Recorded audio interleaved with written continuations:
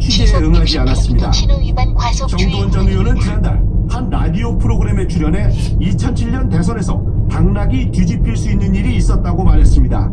뉴욕에서 KBS 뉴스 김프로입니다. 청와대가 대통령 개헌안 26일 발의를 앞두고 사흘에 걸쳐서 개헌안 내용을 공개합니다. 첫날인 오늘은 헌법 전문가 기본권에 대한 개헌 사항을 발표한 정하연 기자입니다. 청와대가 오는 26일 대통령 개헌안 발의에 앞서 오늘부터 사흘 동안 개헌안의 구체적인 내용을 공개합니다. 첫날인 오늘은 헌법 전문과 기본권, 내일은 지방분권과 국민주권, 모레 정부 형태 등을 조국 민정수석이 차례로 발표합니다. 오늘 발표의 핵심 개정사항은 5.18 민주화운동 등 4.19 이후 발생한 역사적 사건의 정신을 헌법 전문에 포함하는 겁니다. 앞서 헌법자원특위는 시민혁명 정신 등을 담기 위해 5.18 광주민주화운동, 부마항쟁과 60민주항쟁을 헌법 전문에 담는 안을 문재인 대통령에게 보고했습니다. 기본권과 관련해선 현행 헌법의 토지 공개념을 구체화하고 노동자의 권리를 강화하는 내용 등이 포함될 것으로 알려졌습니다. 앞서 문 대통령은 오는 26일 대통령 개헌안 발의를 목표로 차질 없는 준비를 지시했습니다. 26일은 6.13 지방선거 때 개헌 국민투표를 실시하기 위한 국민투표 공고기간 18일과 국회 심사 의결에 필요한 최대 60일을 역산한 결과입니다. 여야 정치권은 대통령의 개헌안 발의를 앞두고 관련 논의를 계속하고 있지만 개헌 내용은 물론 주체를 둘러싼 이견을 좁히지 못하고 있습니다. KBS 뉴스 정하연입니다. 네, 다음 소식입니다. 북미 정상회담을 앞두고 오늘부터 핀란드에선 한국과 북한, 미국 간의 3자 포럼이 열립니다.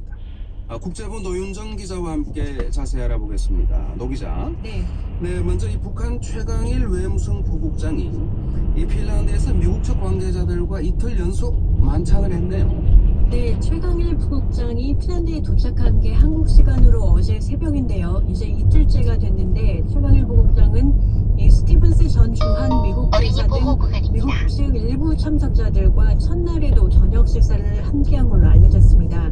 그리고 둘째 날 저녁에는 핀란드 외교부 주최로 헬싱키 시내 레스토랑에서 공식 만찬 행사가 있었습니다.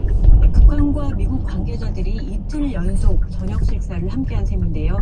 만찬에 참석한 우리 쪽 관계자들은 북한 쪽이 한반도 문제 논의에 있어서 한국을 신뢰하는 듯한 느낌을 받았다. 또 북미 정상회담에 의지를 보이면서도 5월 회담이 무사히 열릴 것인가 상당히 신중하게 본다는 인상을 받았다고 전했습니다. 네, 오늘부터 이틀간 이 포럼이 열리게 되는데 그 성격이 1.5 트랙, 이 반관 반민 대화 아닙니까? 네. 어느 정도 무게가 있는 회담이라고 봐야겠습니까? 네, 일단 북한에서는 최강일 부국장 등 정부 인사 6명이 참석을 했는데 한국이나 미국에서는 이 학계나 전직 외교관들이 참석을 했습니다. 이 공식 대화라고 보기는 힘들지만 미국 입장에서는 북한의 비핵화 관련 의견을 들어보고 북한은 또 북한대로 미국의 대북 기류를 알아볼 수 있는 기회는 될 수가 있습니다. 북미 정상회담을 앞두고 북미 간의 접촉은 이렇게 다양한 채널로 이뤄질 걸로 보이는데요. 이 백악관은 북한과 미국의 정보당국이 이미 물밑 접촉을 하고 있다는 뉴욕타임스 보도에 회담 준비는 범정부 차원이라고 밝혀서 부인하지 않았습니다.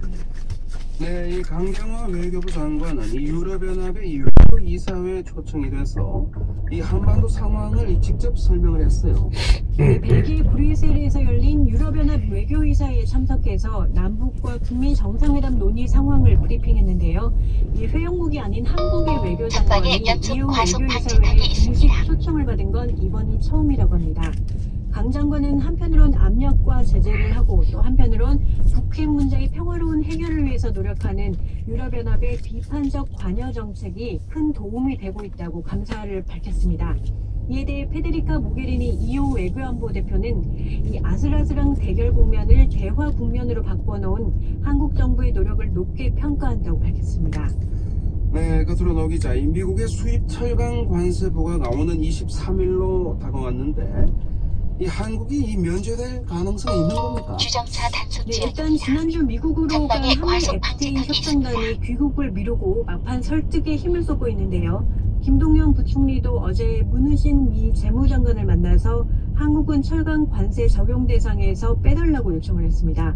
김 부총리는 G20 재무장관 회의 참석을 위해서 아르헨티나를 방문하고 있는데 이곳에서 문우신 장관과 회담을 갖고 관세 문제를 논의했다고 합니다. 또 철강 관세 문제와 관련해서 백운규 산자부 장관이 어제 기자들과 만난 자리에서 이번 주 안에 좋은 결과가 있지 않을까 생각한다 이런 언급을 하기도 했는데요. 이 때문에 한국도 면제 대상이 될 가능성이 높다 이런 관측이. 자, 시청자 여러분, 한백산 도깨비가 3월 20일 8시경 정도 됐는데요. 아침 출근 무렵에 태백 시내 조용한 풍경이 들어오기 때문에 한번 담아보고 있습니다, 여러분. 이끈한 우리 측 대표단은 다양한 대중음악을 중심으로 공연 내용을 구성해서 북측과 협의할 예정입니다. 임종빈 기자입니다. 다음 달 초 예정된 우리 예술단의 평양 공연을 위해 남과 북이 오늘 오전 10시부터 판문점 북측 지역인 통일각에서 실무 접촉을 진행합니다. 우리 측에서는 예술단 음악감독으로 내정된 가수 윤상씨가 수석대표를 맡아 회담을 이끕니다. 북측에서는 평창올림픽 축하 공연을 이끌었던 현성월 삼지연 관현악단 단장이 수석대표로 나섭니다. 통일부는 우리 대중음악의 세대별 특징을 잘 아는 적임자를 선정한다는 방침에 따라 윤상씨를 음악감독으로 선정했다고 밝혔습니다. 그러면서 윤상씨가 7080에서 아이돌 음악까지 두루 경험을 가지고 있어 발탁하게 됐다고 설명했습니다. 이 때문에 우리 측은 이번 공연을 과거 평양에서 공연했던 가수들 뿐만 아니라 아이돌 그룹 등 다양한 세대와 장르의 대중음악으로 구성해 북측과 협의할 것이란 관측이 나옵니다. 이와 함께 통일부가 오늘 실무 접촉에서 남북이 서로 협연하는 부분들도 논의한다고 밝히면서 남북 예술단의 합동 공연도 예상됩니다. 지난달 북한 예술단의 서울 공연에서는 그룹 소녀시대의 멤버인 서연이 출연해 삼지연 관현악단과 함께 무대에 서기도 했습니다. KBS 뉴스 임종빈입니다. 어제 검찰에 다시 출석한 안희정 전 충남지사가 서무시간에 걸친 조사를 마치고 오늘 아침 돌아갔습니다. 자신을 고소한 두 피해자와의 성관계는 합의에 의한 것으로 생각했다는 입장을 밝혔습니다. 홍서구 기자입니다. 오늘 아침 6시 20분쯤 정장 차림의 안희정 전 충남지사가 검찰 청사를 나섰습니다. 두 번째 검찰 조사는 20시간 넘게 이어졌습니다. 기자들의 질문에 성실히 조사에 임했다는 말만 전하고 하얀색 승용차를 타고 검찰 청사를 떠났습니다. 강요에 의한 성폭행을 인정했냐는 질문엔 입을 다물었습니다. 안 전 지사는 지난 9일 첫 번째 조사에 이어 이번에도 혐의를 부인했습니다. 강압에 의한 성폭행이라는 피해자들의 증언에 대해 합의에 의한 관계였다고 주장했습니다. 안 전 지사는 어제 여기서 맺습니다.